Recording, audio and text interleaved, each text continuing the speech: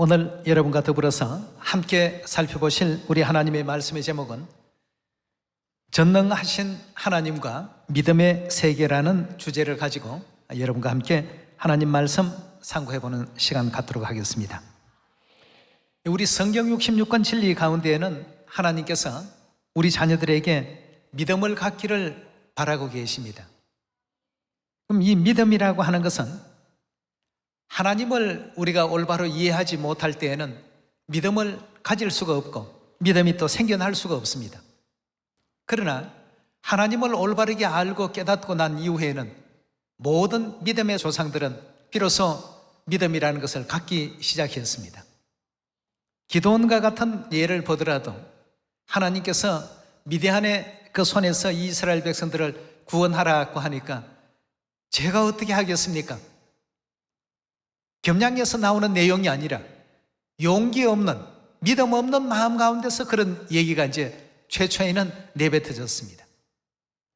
그러나 하나님께서 그에게 믿음을 심어주시고 하나님께서 전지전능하신 하나님이시다는 이 사실을 그가 알 수 있도록 가르침을 주셨습니다.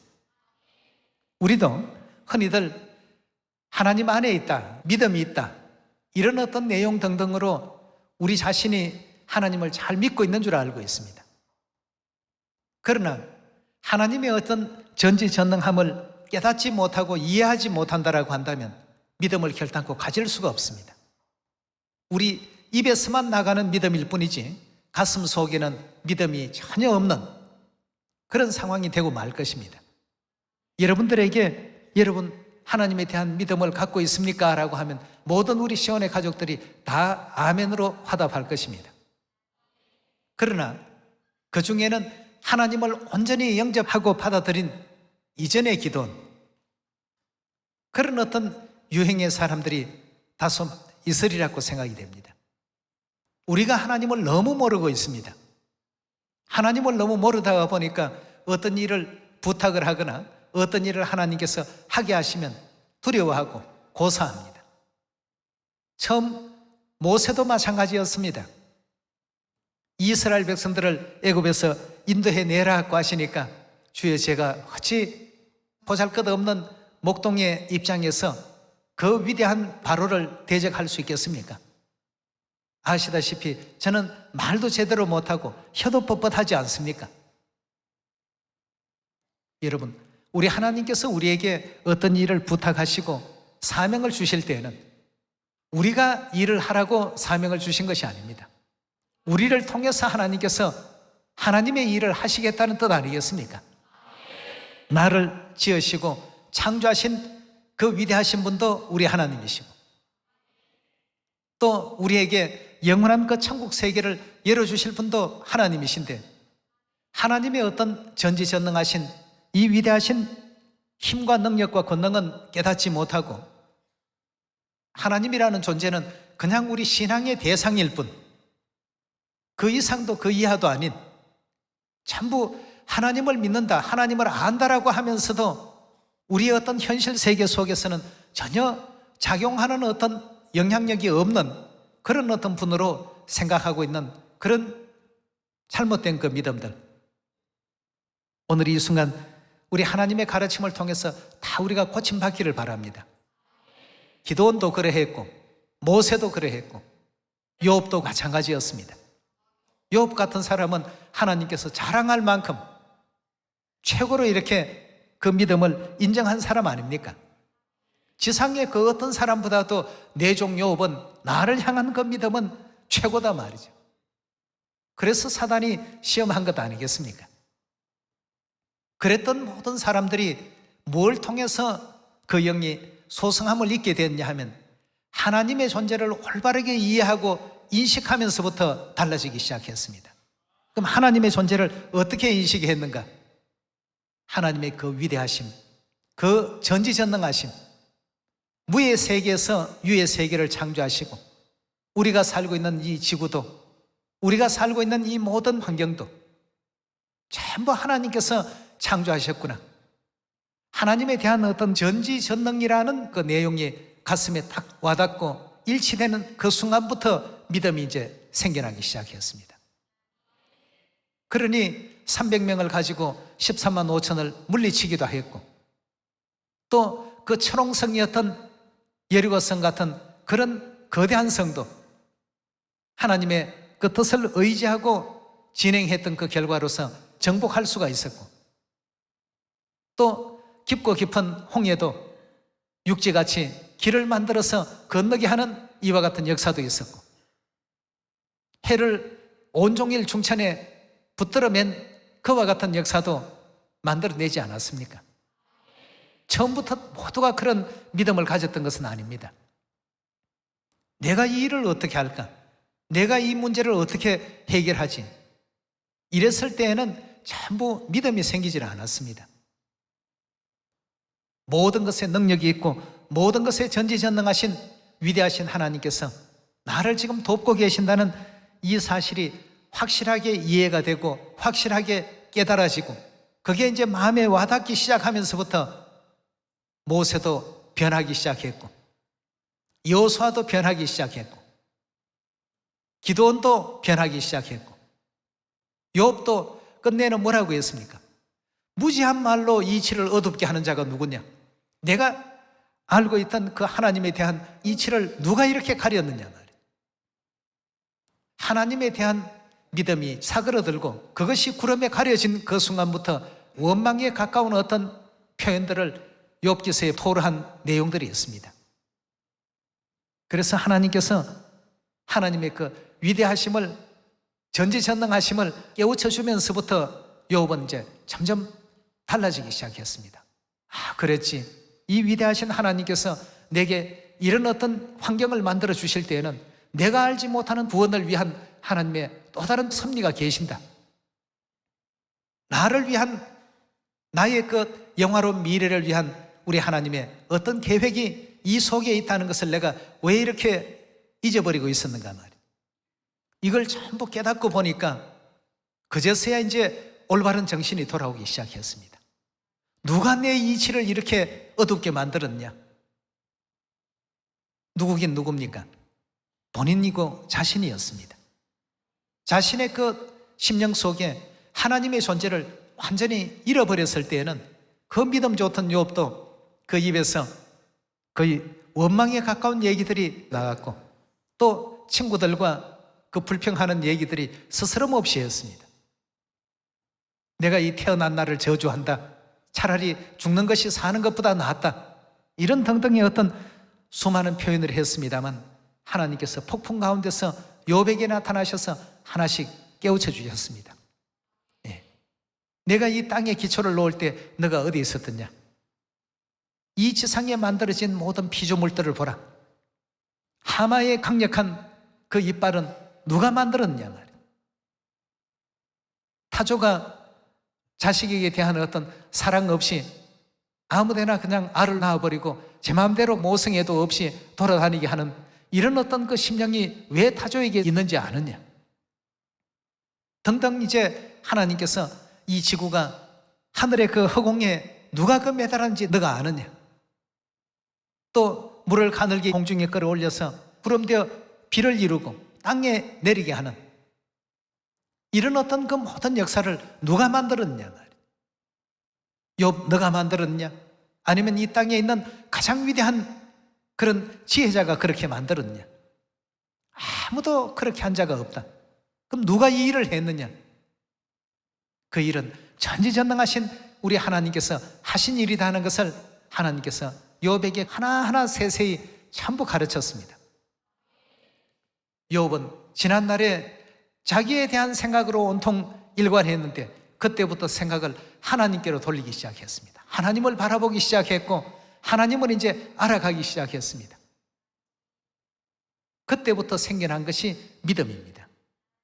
여러분, 우리는 늘 믿음 안에 있다, 믿음 안에 있다 이렇게 자신들을 자부합니다만 하나님의 위대하시고 전지전능하심을 마음 가운데 지워내버리고 그런 사람들이 자기 능력으로 자꾸 일을 하려고 합니다. 자기 능력으로 모든 것이 완성되는 줄 생각합니다. 하나님을 기억해야 됩니다. 하나님을 가장 전지전능하신 분이심을 아는 사람이 가장 믿음이 좋은 사람입니다. 전지전능하신 하나님께서 욥의 그 가정에 왜 그런 일들이 있게끔 하셨을까?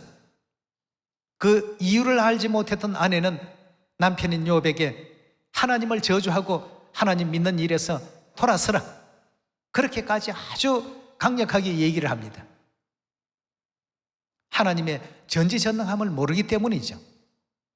전지전능하신 하나님께서 태초부터 종말을 다 내다보시고 구원의 길로 우리를 또 이끌어 가시는데 왜 우리에게 이런 순간이 오고, 왜 우리에게 이런 일들이 생겨나고, 왜 우리에게 이런 장애가 있고, 왜 우리에게 이런 어려움이 생길까?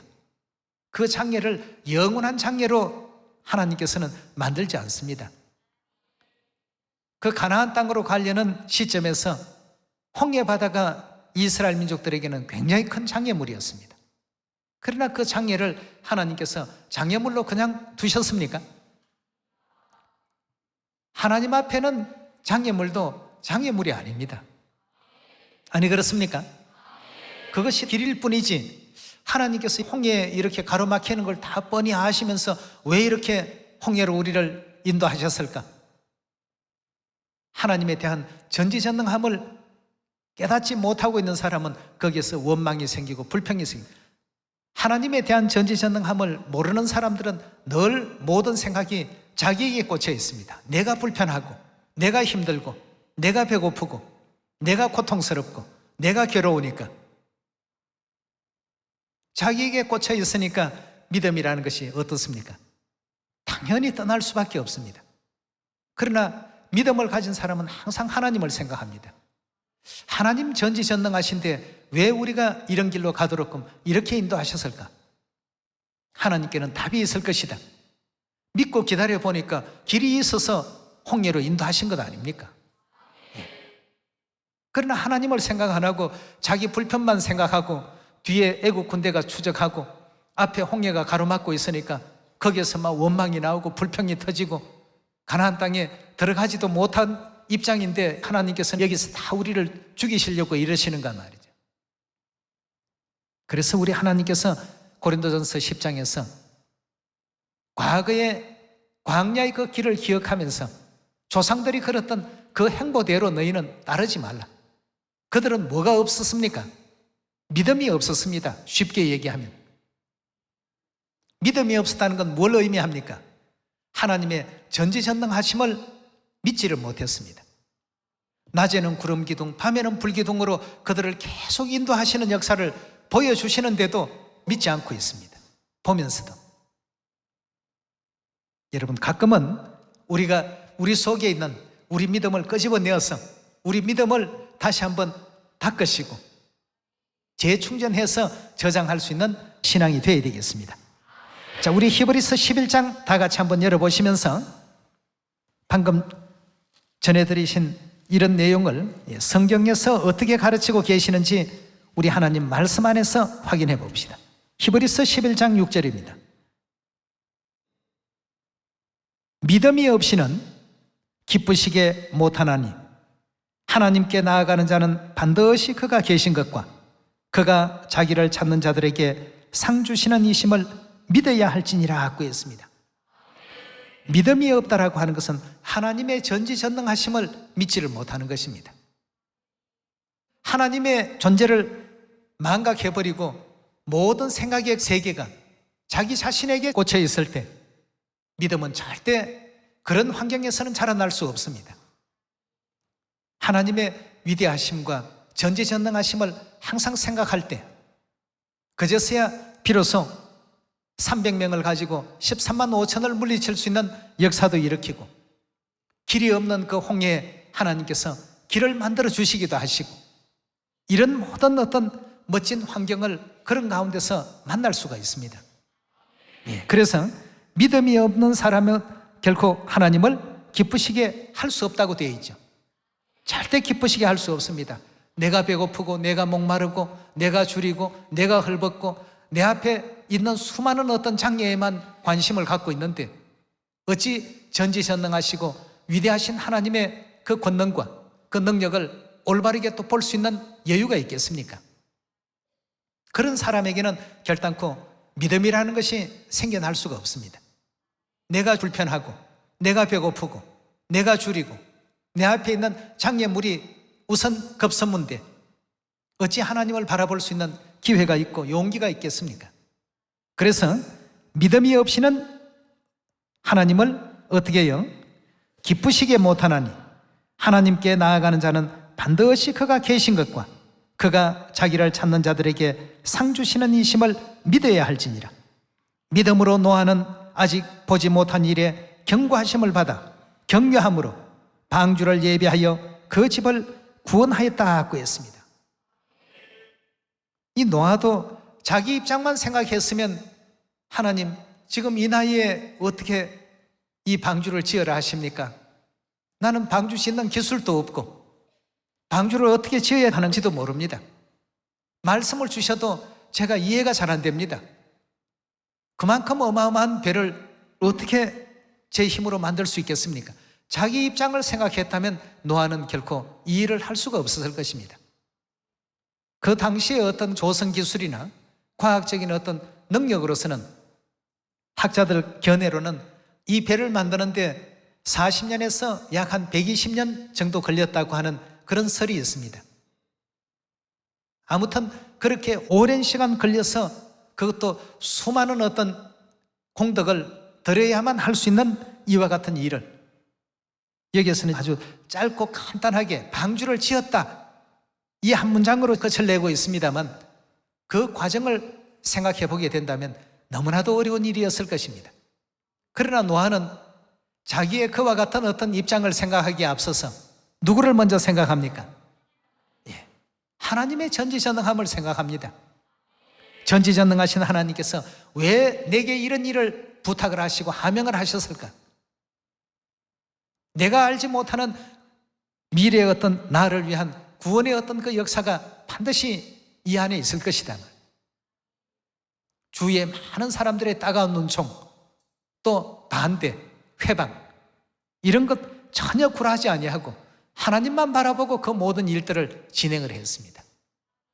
결국 모든 인류가 물로서 전멸당하고 심판을 받는 이러한 시점에서도 노아의 그 배는 구원의 보금자리가 되지 않았습니까? 네.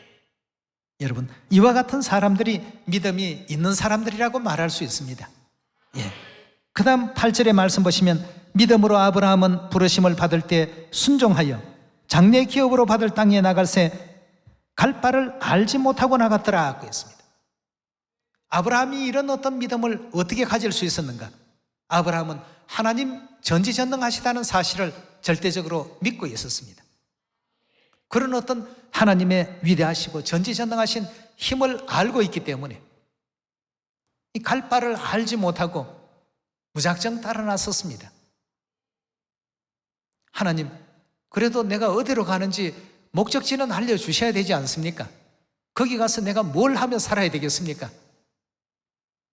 뭔가 하나님께 여쭤볼 것이 많았을 것입니다만 모든 것을 하나님께 맡겼습니다. 나보다 나를 더 잘 아시고 내 형질이 이루어지기 이전부터도 나를 아시고 영원한 어떤 세계까지 나를 이끌고 계신 하나님이신데, 그러니 나아가야 될 바도 알지 못하고 하나님께서 가라 하시니까 그곳으로 그냥 무작정 갔습니다. 여러분, 우리 속에 과연 그런 믿음이 있는가를 한번 생각해 봐야 되겠습니다. 하나님에 대해서 우리가 믿음이 있는가 없는가를 점검하려면 내가 하나님을 어떤 존재라고 믿고 있는가를 내 자신 스스로에게 물어봐야 되겠습니다. 천지와 만물을 지으셨다, 그냥 어떤 성경을 통한 지식으로만 받아들이고 이해하는 정도에서가 아니고 그것이 마음에 받아들여지고 믿어지게 된다면 틀림없이 믿음이 자랍니다. 2000년 전에 마사다의 그 열매, 그 씨앗이 물을 만나니까 비로소 발아하기 시작했고 싹이 나기 시작했고 지금은 이제 큰 어떤 어른 나무가 되어 있는데요, 그 씨앗이라는 그 존재가 2000년 동안 자기의 어떤 본연의 그 역할을 하지를 못했습니다. 마찬가지의 어떤 내용입니다. 믿음이 없이는 하나님을 결단코 기쁘시게 할 수 없다라고 하셨는데 그 사례 몇 가지를 우리 마태복음 9장에서 확인을 해보도록 합시다. 마태복음 9장 27절의 말씀 보시면 예수께서 거기서 떠나가실새 두 소경이 따라오며 소리질러 가로되 다윗의 자손이여 우리를 불쌍히 여기소서 하더니 예수께서 집에 들어가심에 소경들이 나아오거늘 예수께서 이르시되 내가 능히 이 일 할 줄을 믿느냐 하고 했습니다. 내게 전지전능함이 있는 줄 믿느냐 대답하되 주여 그러하오이다 하니 이에 예수께서 저희 눈을 만지시며 가르사대 너희 믿음대로 되라 하신대 그 눈들이 밝아진지라 하고 했습니다. 성경 66권에 기록된 이 모든 말씀들은 오늘날 우리의 교훈을 위해서 전부 기록했다고 되어 있지 않습니까? 실상은 성령 시대 하나님의 마지막 백성들을 위해서 하나님께서 이 66권 성경을 선물로 주신 것입니다. 이걸 보면서도 우리는 깨닫지 못하고 느끼지를 못합니다. 이런 내용을 전부 보면서도 말이죠. 그래서 요한복음 12장의 말씀을 보면 하나님께서 내가 이미 영광스럽게 하였고 또다시 영광스럽게 하리라 그러한 그 말씀을 주실 때 요한은 하나님의 음성을 올바르게 알아들었습니다. 그런데 곁에 섰던 사람들은 무슨 소리라고요? 우레 소리로 알아들었습니다. 그저 뭐 우르르 쾅쾅 번개치는 이런 어떤 소리인가 이 정도로 알았고 어떤 사람들은 천사가 말했나 이런 정도로 이제 이해하는 입장이 되고 말았습니다.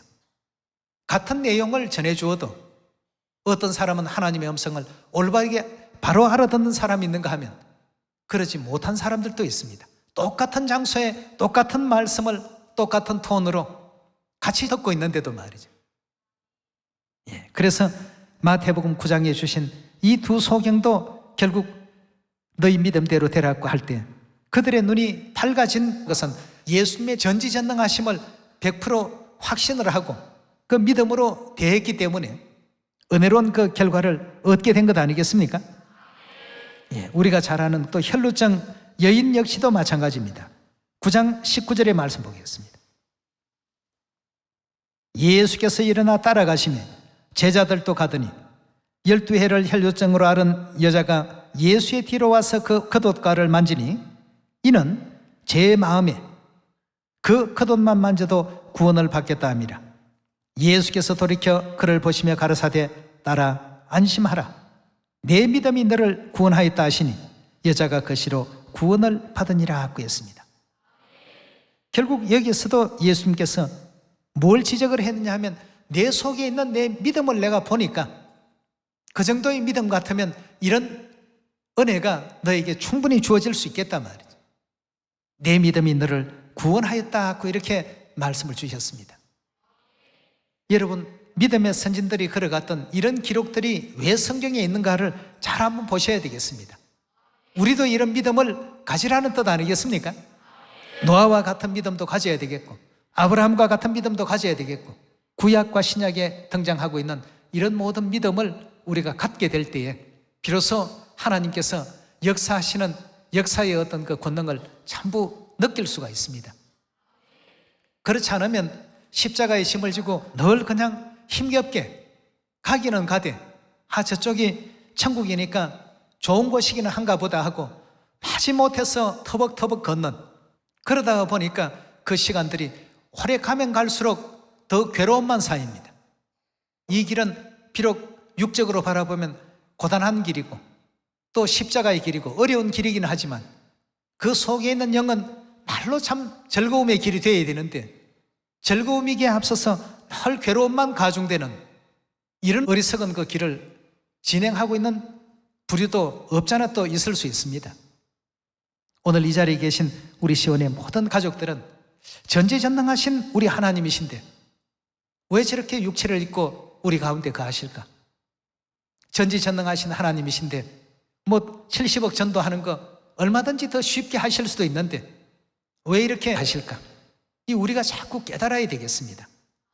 우리가 뭔가 알지 못하고 있는 부분들이 있기 때문에 대학에도 보면 학년 그 유급제가 있지 않습니까?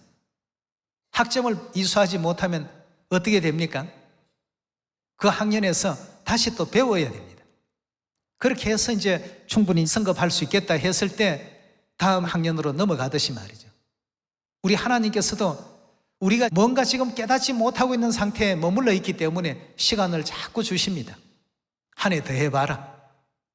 한 해를 더 주셨는데 또 깨닫지 못하니까 한 해 또 유급식입니다. 아니면 벌써 우리 모두가 하늘아버지 어머님 모시고 영화로운 천국 생애 가운데 나아갈 충분한 시간인데도 불구하고 말이죠. 오늘 믿음의 그 세계를 다시 한번 마음 육배에 또 새겨보시면서 이 전지전능하신 하나님에 대한 이 내용을 왜 여기에 수많은 사람들 가운데 혈루증 앓은 이 여인에게만 이런 은혜가 주어지게 되었고 또 내 믿음대로 되라고 하신 이와 같은 그 은혜가 왜 두 소경에게만 베풀어졌느냐 이겁니다. 이스라엘에 그 소경들이 많은데 그들 모두에게도 왜 그 같은 은혜를 주지 않으셨느냐는 것입니다. 욥기서 우리 22장 21절입니다. 너는 하나님과 화목하고 평안하라. 그리하면 복이 내게 임하리라. 청컨대 너는 그 입에서 교훈을 받고 그 말씀을 내 마음에 두라. 내가 만일 전능자에게 돌아가고 그 장막에서 불의를 멀리 버리면 다시 흥하리라. 내 보배를 진토에 버리고 오빌의 금을 강가에 돌에 버리라. 그리하면 전능자가 내 보배가 되시며 내게 귀한 은이 되시리니 이에 내가 전능자를 기뻐하여 하나님께로 얼굴을 들 것이라. 하나님께로 얼굴을 돌이키고 하나님에게 관심을 갖고 하나님께서 하시는 그 모든 전지전능하신 그 역사에 하나하나 되새겨 보니까 이것도 기적이고 저것도 기적이고 수많은 기적들이 우리 주위에 둘러싸고 있는데도 불구하고 눈을 감고 있어서 그동안 못 본 겁니다. 오직 내게만 집중했지 하나님께 집중하지 못했던 이런 어떤 삶이었기 때문에 그러나 이제 이에 내가 전능자를 기뻐하고 하나님께로 얼굴을 들 것이라. 27절입니다. 너는 그에게 기도하겠고 그는 들으실 것이며 너의 서원한 것을 너가 갚으리라. 너가 무엇을 형용하면 이루어질 것이요 내 길에 빛이 비치리라. 내가 낮춤을 받거든 높아지리라 말하라. 하나님은 겸손한 자를 구원하시느니라고 했습니다. 여기에 지금 보니까 하나님을 보배 삼으라는 것이 가장 주제입니다. 우리가 집에 보배가 있다라고 한다면 보배에 마음이 갑니까 안 갑니까? 직장에 가도 아이고 그 보배 그거 혹시 누가 가져가면 어떨까? 항상 우리 보배이신 하나님께로 우리 생각을 맞춰야 되는데 우리는 하나님을 보배로 여기지 않다가 보니까 자기가 보배입니다. 자기 자신이 보배니까 늘 자기에 대해서 관심이 있습니다. 자기 자신에 대한 어떤 육적인 염려와 걱정과 생각만 이렇게 하다가 보니까 하나님에 대한 생각과 믿음은 가질래야 가질 수가 없는 것입니다. 신앙생활이라는 것이 생활 속의 장식품에 불과한 정도로 여겨지는 여러분 우리가 이런 가운데서는 절대 믿음이라는 것이 나올 수가 없습니다. 우리 신앙은 장식품이 아닙니다. 내가 가지고 있는 어떤 그 장식품 중에 한 가지가 이 신앙이 아닙니다. 우리는 하늘에서 죄를 짓고 이 지상에 내려와서 회개의 그 시간을 갖고 있는 하늘의 천사들입니다.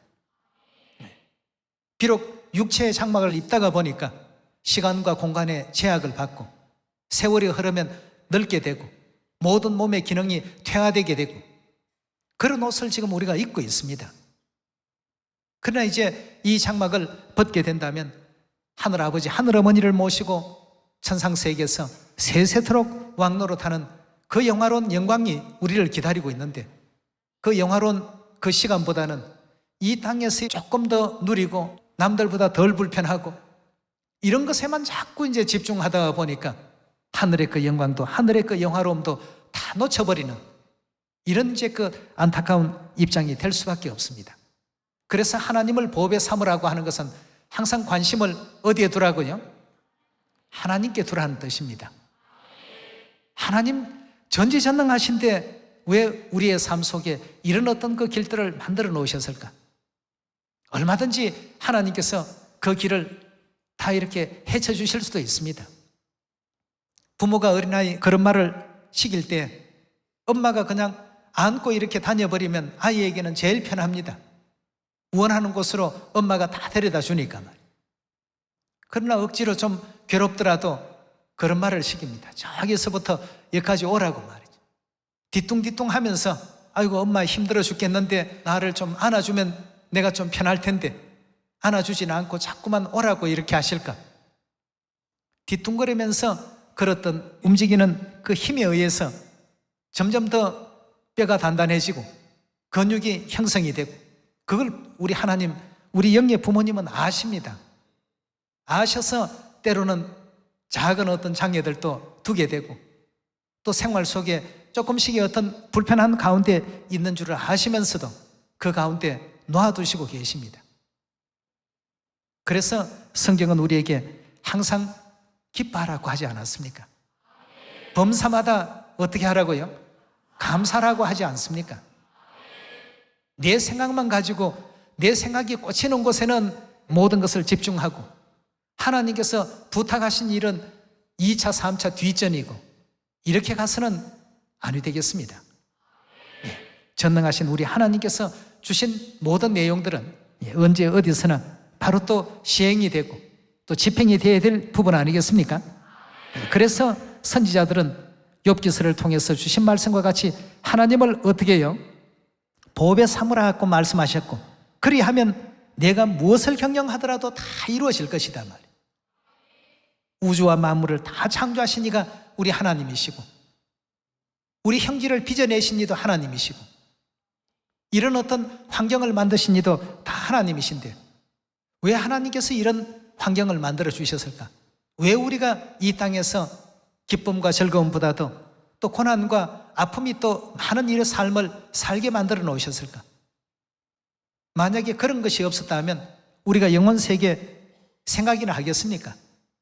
이 땅이 즐겁고 이 땅이 재미나고 모든 것이 만세 형통이고 부족한 것이 없다라고 한다면 나온바 고향 생각하겠습니까? 탕자의 비유에 보면 탕자가 아버지의 유산을 가지고 먼 나라로 갔을 때 거기서 허랑방탕하게 즐길 때에는 고향 생각 하나도 안 합니다. 그러나 여러 가지 어떤 상황이 비용도 다 떨어지고 주위의 친구들도 다 떠나고 사람들도 다 나 몰라라 하고 외로운 가운데 처해지고 보니까, 그리고 또 먹는 것조차도 짐승의 그 먹이로 사용하는 쥐엄 열매조차도 넉넉하게 못 먹게 되는 공공한 처지가 되고 보니까 뭘 생각하게 됩니까? 고향을 생각했죠. 우리의 그 삶이 윤택한 것도 좋습니다만 어려운 속에 우리를 잠시 두실 때에도 그 상황 속에서 하나님을 잊어버리지 않고 우리 영의 고향 잊어버리지 말라는 이와 같은 하나님의 그 은혜도 그 속에 내재되어 있다는 것도 믿어야 되겠습니다. 창세기 18장 10절의 말씀 보겠습니다. 그가 가라사대 기한이 이를 때 내가 정녕 내게로 돌아오리니 내 아내 사라에게 아들이 있으리라 하시니 사라가 그 장막문에서 들었더라. 아브라함과 사라가 나이 많아 늙었고 사라의 경수는 끊어졌는지라. 사라가 속으로 웃고 이르되 내가 노쇠하였고 내 주인도 늙었으니 내게 어찌 낙이 있으리요? 낙이 있으리요 하는 것은 자식을 볼 낙이 있겠느냐 하는 그런 의미가 되겠죠. 13절의 말씀 보시면 여호와께서 아브라함에게 이르시되 사라가 왜 웃으며 이러기를 내가 늙었거늘 어떻게 아들을 낳으리요 하느냐. 사람의 생각과 우리가 살아온 이 땅의 경험으로서는 자식을 낳을 수 없습니다. 이 땅의 경험으로서는 낳을 수 없지만 이 말씀을 주신 이가 누구십니까? 하나님이셨습니다. 14절의 말씀 보시면 여호와께 능치 못할 일이 있겠느냐라고 했습니다. 자, 여호와께 능치 못할 일이 있겠느냐 하는 짧은 이 말씀이 사라의 마음에도 아브라함의 마음에도 더 큰 믿음을 갖게 만든 하나의 중요한 어떤 동기가 되었죠.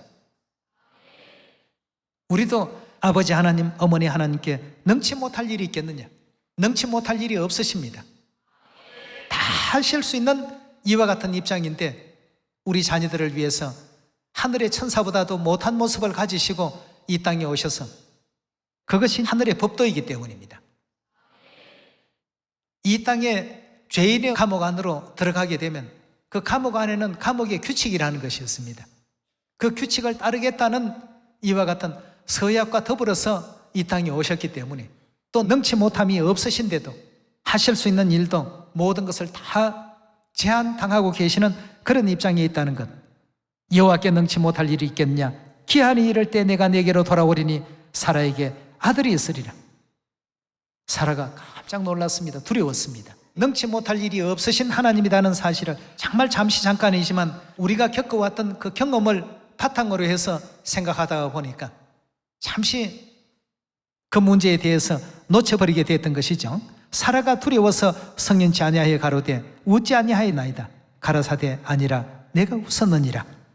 자, 이런 어떤 내용까지 우리가 창세기 18장에서 바라볼 때 하나님께서 직접 가르치신 말씀이 여호와께 능치 못할 일이 있겠느냐, 이 능치 못할 일이 있겠느냐라고 하는 이 생각이 우리 믿음에서 빠져나갈 때 잠시 잠깐이지만 사라와 같은 하나님 보시기에 부족함을 이제 뵐 수가 있는 것입니다. 모든 것이 내 믿음대로 되라고 하신 그 두 소경에게 주신 그 말씀과 같이 하나님 주신 이 세계의 모든 역사가 은혜롭게 완성이 되고 이루어지기 위해서는 우리 자신의 능력에 자꾸 모든 것을 저울질하지 마시고 기준 삼지 마시고 하나님을 항상 보배 삼아서 자꾸 관심을 가져야 되겠습니다. 하나님은 과연 이 일을 하실 수 있을까? 능히 하시죠.